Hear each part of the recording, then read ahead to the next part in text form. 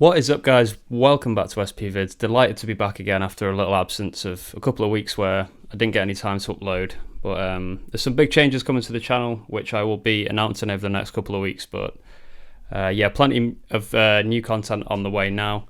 And just before I start this video, if you could do me a massive favor and go and follow me on Instagram, I'd really appreciate that. It's spvids_, I think, but I'll flash it up on the screen and leave it in the description underneath as well. If you could go and do that, I'd be really pleased if you could, so thanks a lot for that. Okay, so let's get into this video. This video is going to be about the compressor, and I'm going back to the master series. It's something that I haven't done for a long time, actually. I started doing a master series. I wanted to go through every effect on the SP and teach you guys how to become the master of each one. So I must have lost a little bit of momentum with it, but I'm going to start focusing on it a little bit more again. So this one's going to be the compressor, which I just remember was such an anticipated video at the time. Everyone was asking for it when I started putting out these effects videos. So yeah, here I am about 2 years later, finally getting around to doing this one for you guys that requested it all those years ago. So the compressor, when I first started using the SP, I was just putting the compressor on absolutely everything. It just seemed like one of those effects that's like, you have to have compressor on the beat. I actually got to a point where I just overused it so much that I actually stopped using it altogether, really, because I was just so sick of the sound of it, and I couldn't really get the effect out of it that I wanted. I thought I was at the time, but when I listen back to old beats, it's like, whoa, that's just like way over compressed. It sounds nasty. So the first thing you need to be careful of with the compressor is that it makes your drums really punchy in the mix, and it can kind of dominate the mix if you're not too careful. So you do have to be a little bit cautious with it, and it's really easy to apply. All you got to do obviously is the effects and 12, or you can use the dial when you're holding effects as well. I prefer to just use the buttons, it's so much easier. And then if you want to get to the 24, you just hold both. See? That's a cool little tip for you. So I've got some samples and stuff in here. And these are really rough. I've just literally just thrown them in. I've not really done any work on them at all. It's just for the sake of this video to show you guys.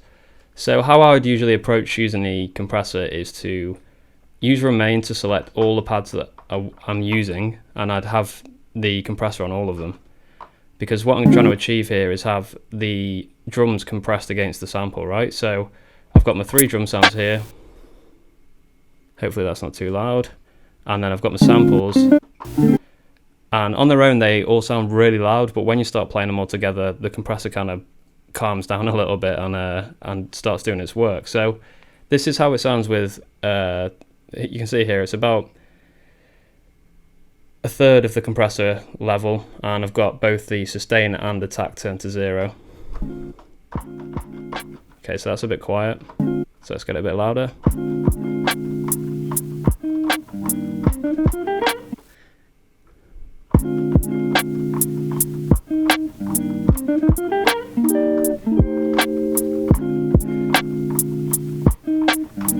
Okay, so straight away there, and this is a sort of a personal thing with me, I hate having hi-hats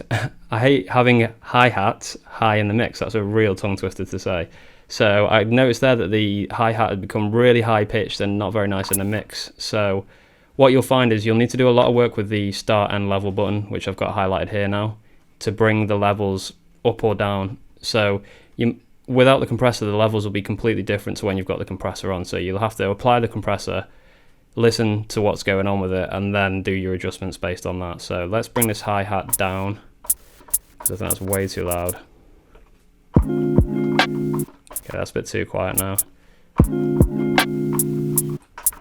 Getting closer. Okay, that's about a level I'm happy with now. Maybe a little bit more.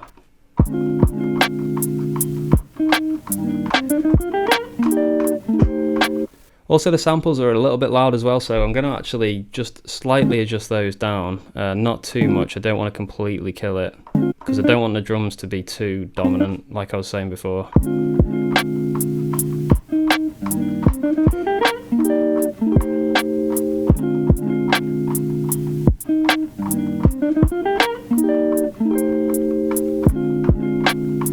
Okay, so I think I've got quite a nice mix there, and I've got the attack and sustain basically on 0. So the way that these work is pretty straightforward. Attack is the yellow dial on my machine here, so it's the right hand dial of the two. That's basically how quickly you want the compressor to react when it when it wants to work. So as soon as the compressor wants to work, you say, yep, react really quickly, which is left, I think. And then if you wanted to hear the sound that's too quiet and bump it up, but you wanted to do it slowly, you turn the attack right up.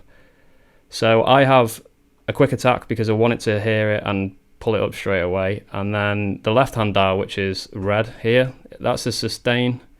And that's going to tell the compressor how long to hold that volume for. So it's going to bring it up and then it's going to say, I'll hold it for that long and then tail off. Or it's going to bring it up and quickly tail it off. So I quite like to have a very sort of up and down kind of compressor. So I've got the attack very quick and the sustain pretty quick as well, like only about a quarter. I'll have it here. But there's no set rules for stuff like this. Like, it's purely experimentation, and it depends what samples and drum sounds you're using as well. So if you are planning on using the compressor, just mess around with these two dials until you get a sound which you're happy with.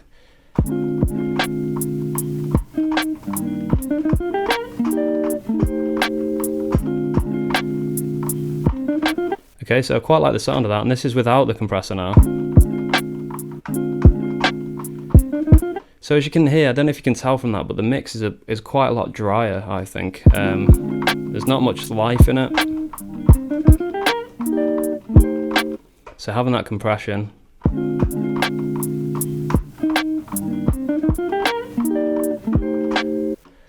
just warms the mix up a little bit. But one thing that you do have to pay attention to is you'll hear it on drum sounds like this. For example, the tail of this drum sound has got some noise on it, possibly from me resampling and adding effects. But the compressor will bring that up because it wants to try and make the sound as uniform as possible.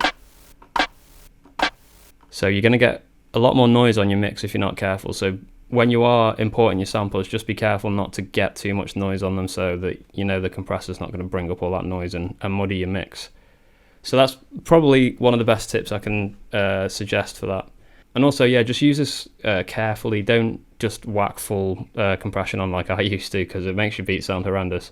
So try and just ease it in to a point where it's bringing up the mix a little bit, but it's not over. You're not getting things overpowering each other and stuff like that. So in terms of making beats, that's that side of the compressor. And obviously, if you've got a pattern going as well, you can hit remain and have those running and use compressor on all of them at the same time. So alternatively, you could just try using the compressor on your samples and not your drum sounds.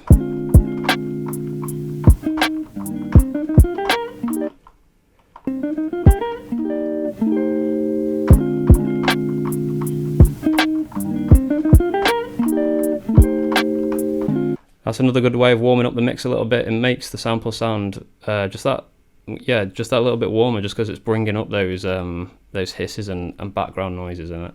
So yeah, have a little experiment with that. Maybe you could try it just on your samples, just on your drums, or all together, and just see what sounds you can get and which you prefer, basically. So then another example, I've got full tracks in here, which I've been making some lo-fi in Ableton recently, which I will be doing some more tutorials on soon. And I've got a full track in here. And it's interesting to mess around with this stuff because you've got the full mix down, but you might still want to add a bit of compression.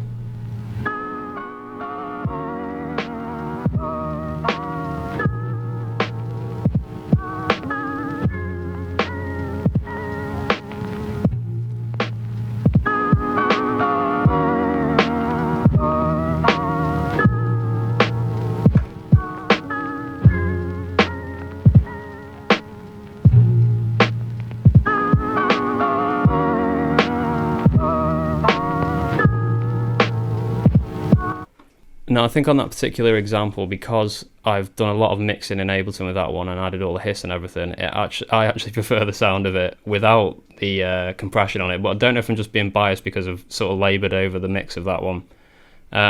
Again, you could tell when the compressor was on, the hisses and the background noises, which I'd probably added over the top in Ableton, were really getting pulled up in the mix, and it was just making it sound a little bit off. So again, yeah, you can use it on full tracks, but again, use it on the side of caution. You don't want to blow out your mix completely by just whacking a load of compression on it. It's better when it's just a sort of little bit in the background, if that makes sense. So yeah, just a quick one here as well, guys. If you are looking for drum sounds for your lo-fi beats, please check out my website, spvids.com. I've got a couple of packs on there, which I think are really reasonably priced for how much you get, and it really helps to support the channel. So if you could go and pick one of those up, that'd be awesome. And I think that's pretty much it for the compressor. Basically, yeah, be careful of the noise that are on your samples because it will pull those up. Be careful of using it too much because it'll blow out your mix completely. That's what I found from listening back to my old beats. I was just obsessed with putting compression on stuff, and the result was that my beats just sounded way too heavy on the drums. The mix just didn't sound good at all. So I think I've massively started to improve when I've realised it's more important to get the mix right than just whack compression on it and hope that that sorts everything out. It's better to spend some time actually getting the levels right first. But yeah, in terms of putting it on a full track after you've built a track, it can work, but you've probably already done your mixing before, so again, use it very sparingly. Just maybe a touch of compression might help to fill out the mix a little bit. But it does add a nice warm tone to your beats for some reason, and it can work. It depends what samples you're using as well in drum sounds, but it can be a really powerful tool, and it can definitely bring the volume of your tracks up as well, which is also quite useful if your samples are a little bit quiet or something like that. So yeah, I hope this helps, guys. That's the compressor, and I'll be doing more of these style videos soon, the master series, and trying to fill out this master series and get all these effects done on the SP, which will take a little bit of time, but I'm going to throw these in now and again. So if you did enjoy the content, please just hit a like and subscribe, and yeah, like I mentioned before, if you could follow me on Instagram as well, I'd really appreciate that. Just trying to build up my presence on there a little bit, so it's at spvids_, and apart from that, guys, yeah, just keep making beats, try this out, try the compressor out and see how it works for you, and I'll be back very soon. Peace!